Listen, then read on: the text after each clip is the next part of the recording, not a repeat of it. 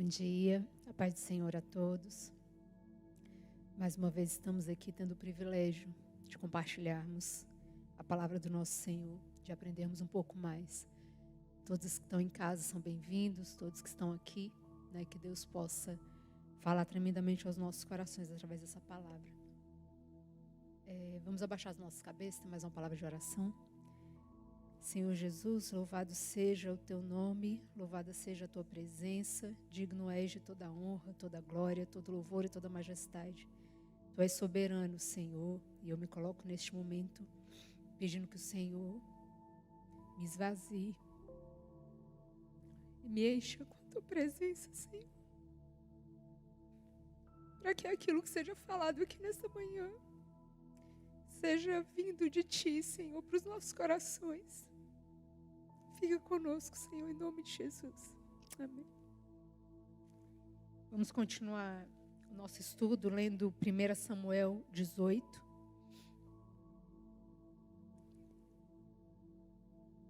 A gente está no início da vida de Davi, as primeiras passagens que mencionam Davi na Bíblia, o rei Davi, e o único homem a quem Deus disse que ele era segundo seu coração, E realmente a gente precisa aprender sobre ele, para a gente entender e para a gente pegar um pouquinho dessa unção, de Davi, que foi considerado um homem segundo o coração de Deus. Não era perfeito, muito pelo contrário, cheio de defeito, com as mãos cheias de sangue, mas com o coração na presença do Senhor. 1 Samuel 18, vou começar. Sucedeu que, acabando Davi de falar com Saul, a alma de Jonatas se ligou com a de Davi, e Jonatas o amou como a sua própria alma. Saul, naquele dia, o tomou e não lhe permitiu que tornasse para a casa de seu pai. Jonatas e Davi fizeram aliança, porque Jonatas o amava como a sua própria alma. Despojou-se Jonatas da capa que vestia e a deu a Davi, como também a armadura, inclusive a espada, o arco e o cinto. Saía Davi onde quer que Saul o enviava e se conduzia com prudência, de modo que Saul o pôs sobre as tropas do seu exército. E era ele benquisto de todo o povo e até dos próprios servos de Saul. Sucedeu, porém, que vindo Saul e seu exército, e voltando também Davi de ferir os filisteus, as mulheres de todas as cidades de Israel saíram ao encontro do rei Saul, cantando e dançando com tambores, com júbilo e com instrumentos de música. As mulheres se alegravam e cantando alternadamente diziam: Saul feriu os seus milhares, porém Davi os seus 10 milhares. Então Saul se indignou muito, pois estas palavras lhe desagradaram em extremo, e disse: 10 milhares deram elas a Davi, e a mim somente milhares. Na verdade, que lhe falta senão o reino? Daquele dia em diante, Saul não via a Davi com bons olhos. No dia seguinte, um espírito maligno da parte de Deus se apossou de Saul, que teve uma crise de raiva em casa, e Davi, como nos outros dias, dedilhava a harpa. Saul, porém, trazia na mão uma lança, que arrojou, dizendo: encravarei a Davi na parede. Porém, Davi se desviou dele por 2 vezes.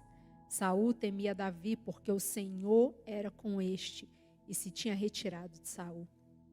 Pelo que Saul o afastou de si, e o pôs por chefe de 1000. Ele fazia saídas e entradas militares diante do povo. Davi lograva bom êxito em todos os seus empreendimentos, pois o Senhor era com ele. Então, vendo Saul que Davi lograva bom êxito, tinha medo dele. Porém, todo Israel e Judá amavam Davi, porquanto fazia saídas e entradas militares diante deles. Disse Saul a Davi: eis aqui Merabe, minha filha mais velha, que te darei por mulher. Sê-me somente filho valente e guerreia as guerras do Senhor. Porque Saul dizia consigo: não seja contra ele a minha mão, e sim a dos filisteus. Respondeu Davi a Saul: quem sou eu e qual é a minha vida e a minha família e a família de meu pai em Israel para vir a ser eu genro do rei? Sucedeu, porém, que ao tempo em que Merabe, filha de Saul, devia ser dada a Davi, foi dada por mulher a Adriel, meolatita. Mas Mical, a outra filha de Saul, amava Davi. Contaram-no a Saul e isso lhe agradou. Disse Saul: eu lhe a darei, para que ela lhe sirva de laço e para que a mão dos filisteus venha a ser contra ele. Pelo que Saul disse a Davi: com esta segunda serás hoje meu genro. Ordenou Saul aos seus servos: falei confidencialmente a Davi, dizendo: eis que o rei tem afeição por ti, e todos os seus servos te amam. Consente, pois, em ser genro do rei. Os servos de Saul falaram estas palavras a Davi, o qual respondeu: parece-vos coisa de somenos ser genro do rei, sendo eu homem pobre de humilde condição? Os servos de Saul lhe referiram isto, dizendo: tais foram as palavras que falou Davi. Então disse Saul: assim direis a Davi: o rei não deseja dote algum, mas 100 prepúcios de filisteus, para tomar vingança dos inimigos do rei. Porquanto Saul tentava fazer cair a Davi pelas mãos dos filisteus. Tendo os servos de Saul referido essas palavras a Davi, agradou-se este de que viesse a ser genro do rei. Antes de vencido o prazo, dispôs-se Davi e partiu com seus homens. E feriram dentre os filisteus 200 homens. Trouxe os seus prepúcios e os entregou todos ao rei, para que lhe fosse genro. Então Saul lhe deu por mulher a sua filha Mical. Viu Saul e reconheceu que o Senhor era com Davi. E Mical, filha de Saul, o amava. Então Saul temeu ainda mais a Davi, e continuamente foi seu inimigo. Cada vez que os príncipes dos filisteus saíam à batalha, Davi lograva mais êxito do que todos os servos de Saul. Portanto, seu nome se tornou muito estimado. Quando eu estava estudando, a palavra em casa e orando a Deus, e simplesmente eu não sabia o que falar. E eu falava: Senhor, como eu vou chegar para falar sem saber o que falar? E até o momento que eu sentei naquela cadeira, eu não sabia o que falar.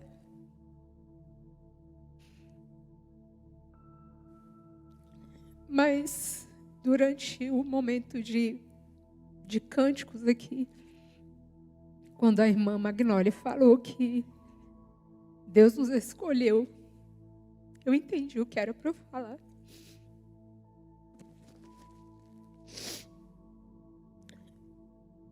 E olhando a história de Davi, a gente vê um 8º filho, que a Bíblia não fala de forma clara, mas tudo dá a entender que Davi nem era considerado filho, porque quando Samuel foi ungir um dos filhos de Jessé, ele falou: Jessé, onde estão seus filhos? E Jessé foi apresentando, um a um. E à medida que Jessé ia apresentando seus filhos, Samuel pensava dentro de si, vai ser esse. E aí Deus falava: não. Aí aparecia o outro que era bonito. Aí Samuel pensava: vai ser esse. E Deus falava: não. Aí apareceu o outro forte, alto e tal. Jessé falou: não, só pode ser esse. E Deus falou: não. E passaram os 7. E Davi não foi contado a princípio entre os filhos de Jessé. Tanto é que Samuel precisou perguntar: Jessé, são só esses seus filhos? Então, Jessé falou, tipo como se ele parasse para pensar um pouco, Não, tem mais um. O Davi está lá com as ovelhas. Ou seja, Davi nem era considerado a princípio um filho. Ou porque ele fosse um filho bastardo, ou porque ele fosse um filho de uma serva, talvez. Mas a princípio ele não era considerado, ou porque ele, por algum motivo, o pai olhava para ele de uma forma diferenciada, de forma negativa. E quando Davi veio e Samuel falou: é esse. E ele foi ungido como rei.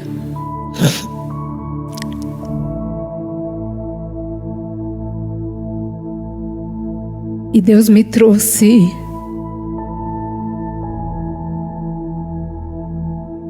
a vida do meu pai.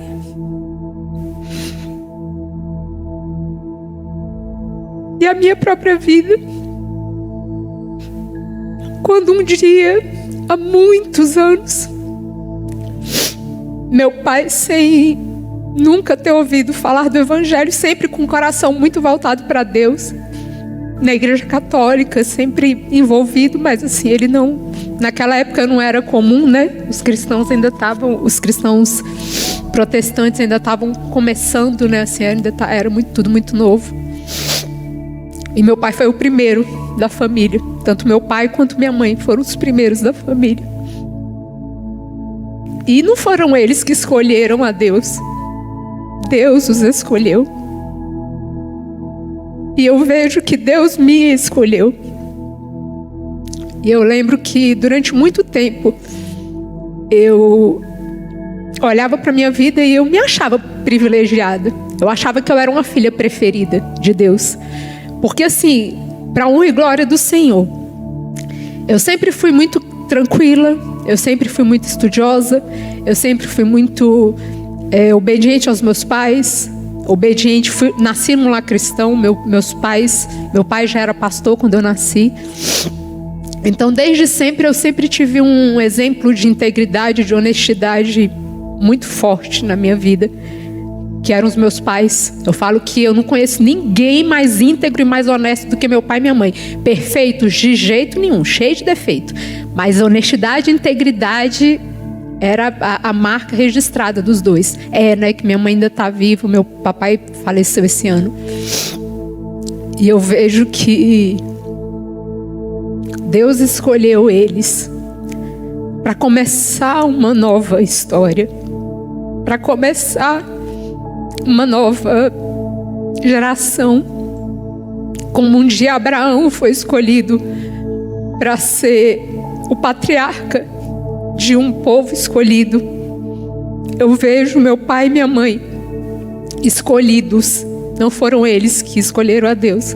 Deus os escolheu para influenciar uma geração. Meus pais, para a honra e glória do Senhor, influenciaram milhares de vidas. Fundaram várias igrejas. E eu vejo quanto o exemplo de vida deles mudou a vida das pessoas. E contribuiu para a minha vida.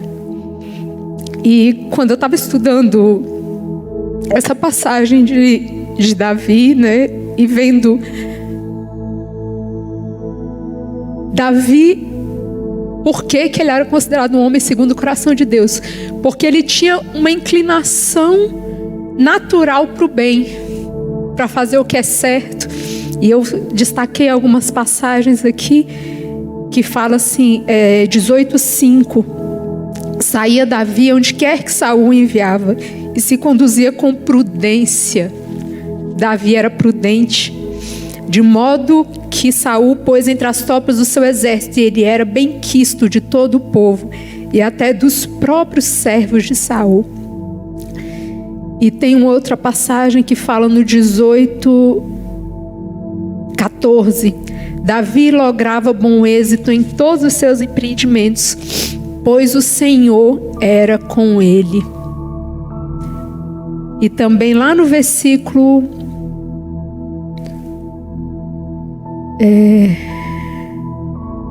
deixa eu achar aqui.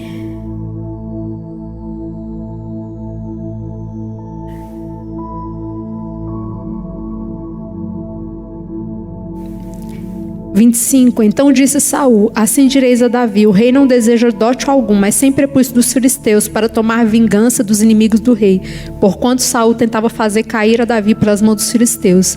Tendo os servos de Saul referido estas palavras a Davi, agradou-se este de que viesse a ser genro do rei. Antes de vencido o prazo, é aqui a parte daqui, antes de vencido o prazo, dispôs-se Davi e partiu com seus homens, e feriram dentre os filisteus 200 homens. Davi, ele era prudente, ele era destemido, ele era... antes de dar o prazo, ele já foi lá e fez o que tinha que fazer, né? E hoje, infelizmente, a regra de boa parte das pessoas desse mundo é a procrastinação. é deixar para depois, é deixar para mais tarde. É a preguiça, que a gente tem falado muito a respeito disso nos últimos tempos. Como a preguiça tem destruído, né, as pessoas. E olhando para a minha vida, eu vejo algo assim, que é um privilégio de Deus. E eu achava, né, eu estava falando a respeito de Deus me achar preferida. Por que eu me achava uma filha preferida de Deus? Porque para a honra e glória dele, eu sempre fui muito estudiosa, muito correta nas minhas coisas. Quando eu errava, eu já pedia perdão logo. Eu nunca fui de guardar rancor. Eu sempre fui aquela pessoa que se inclinava para o bem, se inclina para o bem. Sou assim até hoje. E eu falava, Senhor, por que assim? Sempre fui muito precoce. Eu via coisas acontecendo na minha vida que pessoas às vezes com 10, 20 anos à minha frente estavam passando, e eu às vezes com 15, com 20 já estava experimentando assim de crescimento, de amadurecimento. E eu vinha sempre perguntando para Deus, Senhor, por que isso? Por que essa precocidade? Por que por que esse jeito meu assim, né? Aí eu achava que eu era preferida, né, e tal. E aí no início do ano, agora, 2021, Deus falou comigo de forma muito clara. Eu não tenho filhos preferidos. Não tenho. Eu amo a todos igual. E eu falo com todos de forma igual. Você sabe qual é a sua diferença? Deus falou comigo dessa forma. Foi algo muito assim forte. Não foi uma voz audível, mas foi algo muito forte no meu coração. E Deus falou assim, você sabe qual é a sua diferença? Você é obediente. Via de regra, você obedece na primeira vez.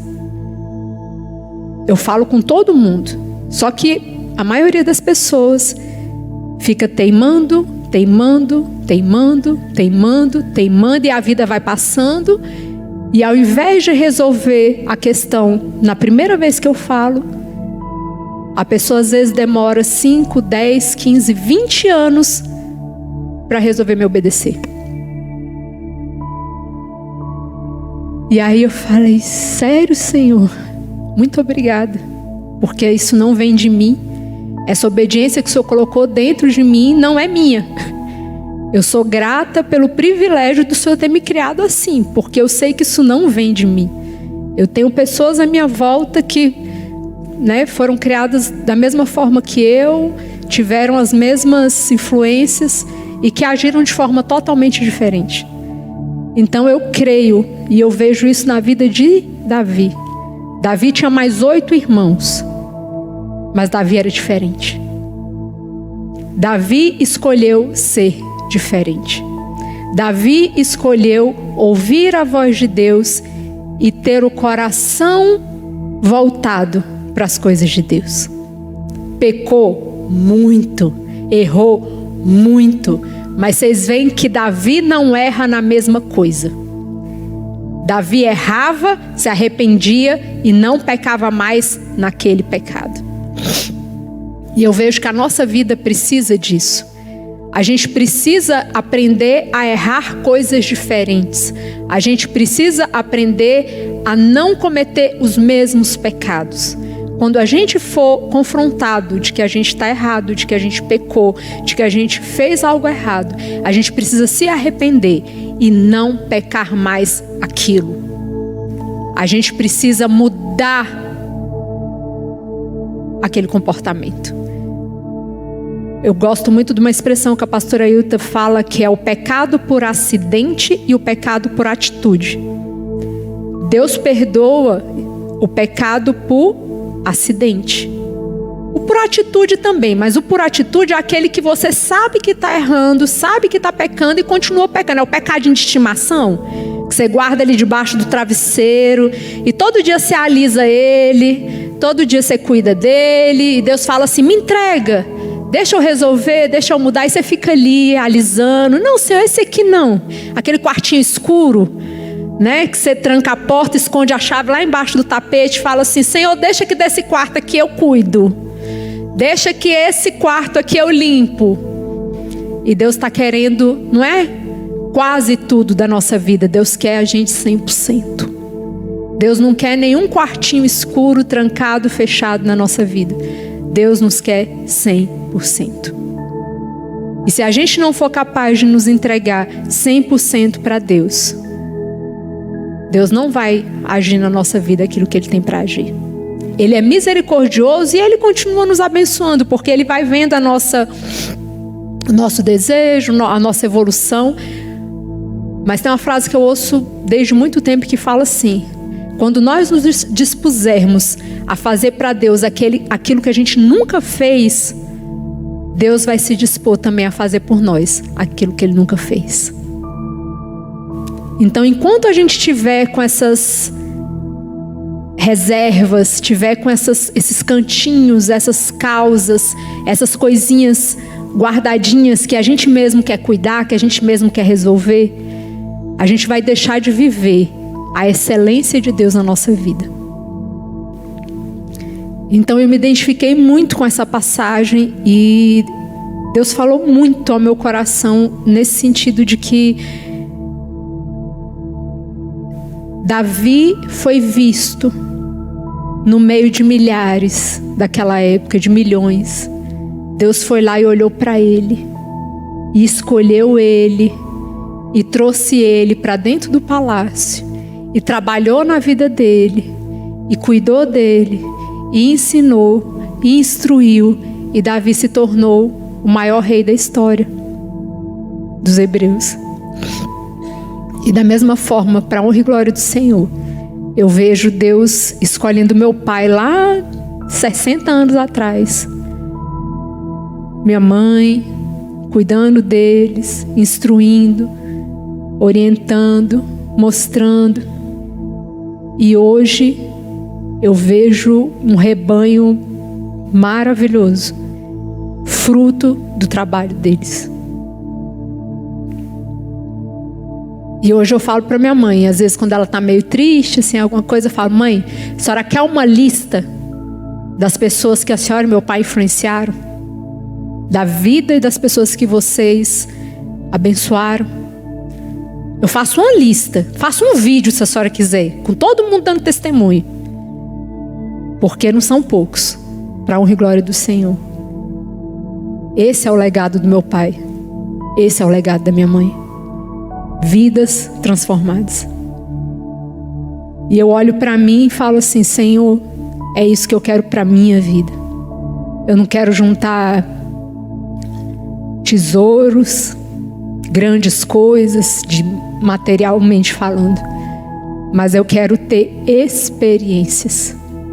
Eu quero colecionar experiências com o Senhor, experiências de influenciar a vida de pessoas, influenciar transformação de pessoas. É isso que eu quero para minha vida. Eu costumo falar pro meu marido que ele, acho que o homem tem mais esse negócio de colecionar, né? Que gosta de colecionar coisas. Eu já tive a minha época de colecionar quando eu era mais nova, mas agora eu falo assim: eu quero colecionar o quê? Aí ele olha para mim assim, eu falo: dinheiro. Aí ele fica rindo. Sabe por que eu quero colecionar dinheiro?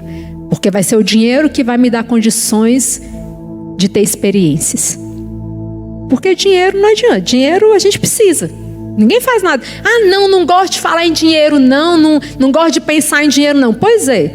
Você está aqui com uma roupa porque você comprou, alguém comprou e te deu. Você tomou café hoje de manhã porque você usou o dinheiro para comprar o café ou alguém usou e te deu. Você tem uma casa para morar porque você usou para comprar com o seu dinheiro ou porque alguém usou para você. Então assim, não adianta, gente. Pensar em tudo aquilo que você pensa com aversão, ou tudo aquilo que você não pensa, vai embora. Você quer o dinheiro perto de você, você tem que pensar nele com amor. Não é que você vai amar o dinheiro, não é isso. Mas que a gente precisa olhar para o dinheiro como algo útil. Que a gente não faz nada sem dinheiro. Então o que eu penso é isso. Quero trabalhar, quero construir, quero adquirir para quê? Para que esse dinheiro me dê o lastro, me dê o suporte para eu ter experiências com Deus e para essas experiências que eu estou tendo com Deus possa abençoar a vida de outras pessoas. Porque tudo aquilo que Deus abençoa a sua vida, abençoa a minha vida, não é só para você, não é só para mim. Eu creio nisso. Amar ao próximo como a mim mesmo. Então eu preciso ter um padrão saudável, equilibrado, abençoado, amando a minha vida e fazendo por mim, porque assim eu vou ser equilibrada, saudável e vou abençoar a vida de outras pessoas. Então o que eu queria compartilhar com os irmãos essa manhã é a respeito de como a gente está sendo diante de Deus em obediência. Deus está falando com você e você está obedecendo? Ou Deus está falando com você e você está dizendo assim: espere só um pouquinho, Senhor, deixa eu tentar resolver aqui do meu jeito. Se não der certo do meu jeito, eu procuro o Senhor. Ou seja, quando tudo der errado, né, que tiver tudo de perna para o ar, tiver tudo bagunçado, aí eu peço socorro.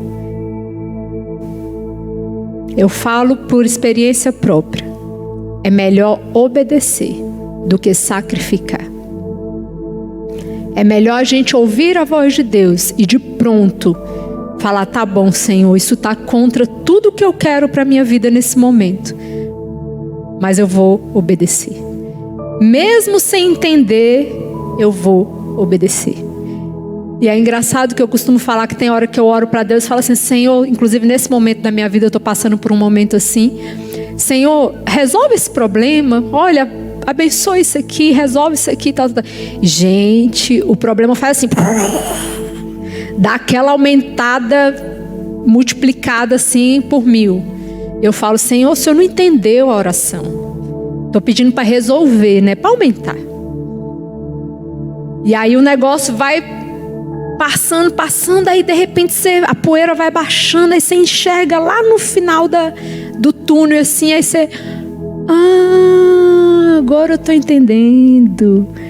Agora, né, eu estou vendo por que é igual reforma em casa. Primeiro dá aquela bagunçada, aquela confusão e tudo. E aí quando a poeira baixa, que você começa a ver as coisas ficando, né, no lugar.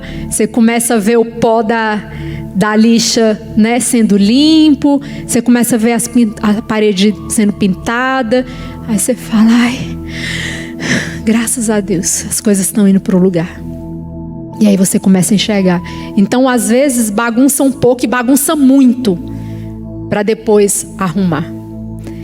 E eu glorifico a Deus porque Ele me escolheu. Eu glorifico a Deus porque Ele tem me ensinado desde sempre a ser obediente. Porque Ele tem me movido na direção dEle, para ouvir a voz dEle, para obedecer, para perdoar logo, para consertar logo o que tem que ser consertado, para não ter medo das mudanças, porque eu sou uma pessoa que tem uma tendência muito grande a ter medo de mudanças, e Deus tem me tirado esse medo. Deus tem me mostrado que eu posso confiar. E eu lembrei do exemplo de aquele pessoal tipo o Circo de Soleil, que o povo se lança no ar, né, e o outro segura e não tem rede embaixo, né, para proteger. E perguntaram para um daqueles, né, que fazia aquele movimento de se lançar, para o outro segurar na mão. E falaram assim: mas você não tem medo de soltar no ar e o outro lá que vai segurar sua mão? E se ele não segurar sua mão? Como é que funciona isso? E ele falou assim: eu preciso confiar e ter a certeza de que ele vai segurar minha mão na hora certa. Eu não posso tentar segurar a mão dele de jeito nenhum, porque se eu tentar segurar, eu posso me quebrar, cair, ou eu posso machucar ele. Trazendo isso para a nossa vida com Deus, a gente não pode tentar segurar aquilo que a gente não dá conta de segurar. E a nossa vida está nessa lista. E a vida das pessoas que a gente ama, e o nosso trabalho, e a nossa estrutura de tudo, porque o nosso provedor é Deus. Quem nos sustenta é Deus. Quem sustenta a nossa vida é Deus. Quem sustenta a nossa história é Deus. Quem sabe se a gente vai viver mais 1 minuto, 1 ano, 10 anos, 20 anos, é Deus. E a gente precisa confiar nisso. Para encerrar, tem uma médica que eu gosto muito, geriátrica, ela fala assim: se tudo der certo, no final todo mundo morre. E se tudo der errado, no final todo mundo morre também. Não há ninguém tão rico e tão poderoso que possa pagar alguém para morrer no seu lugar. Mas nós, cristãos, temos esse privilégio de saber que Jesus morreu no nosso lugar. E que agora, estando vivos ou estando mortos, nós precisamos crer que a salvação de Deus é para todos. E basta a gente confessar esse Jesus. E Ele garantiu que Ele foi preparar um lugar para nós e que Ele vai voltar e vai nos buscar. Amém? É nessa certeza que a gente vive. Eu só tenho a agradecer a Deus por esse Deus maravilhoso. Vamos nos colocar de pé. Tem mais uma palavra de oração. Encerrando nosso devocional. Senhor amado, Senhor bendito, eu te louvo por tudo que o Senhor tem feito nas nossas vidas. Eu te louvo pelo teu amor, pelo teu cuidado, pela tua direção. Peço ao Senhor que nos abençoe nesse dia, para que todas as nossas ações, todos os nossos pensamentos, todos os nossos sentimentos sejam para glorificar o teu nome, Senhor. Que nós possamos ser rápidos em perdoar, que nós possamos ser rápidos em pedir perdão, que nós possamos ser rápidos em obedecer, que nós possamos ser rápidos em nos curvarmos, Senhor, e nos prostrarmos diante de Ti, clamando por sabedoria sempre, Senhor, que precisarmos. Em nome de Jesus, que a unção que está sobre nós nesta manhã possa continuar conosco e invadir os nossos familiares também, invadir as pessoas que estão à nossa volta, que nós possamos exalar o Teu bom perfume, Senhor, por onde nós formos. Em nome de Jesus, fica conosco. Lembrando que hoje à noite tem um culto, às 7 horas. Estamos ainda no propósito de jejum de redes sociais na segunda, na quarta e no domingo, e também de carne, que Deus nos abençoe. E a gente fala, o sangue de Jesus tem poder sobre a minha vida, a minha família, a minha cidade e a igreja do Senhor na face da terra.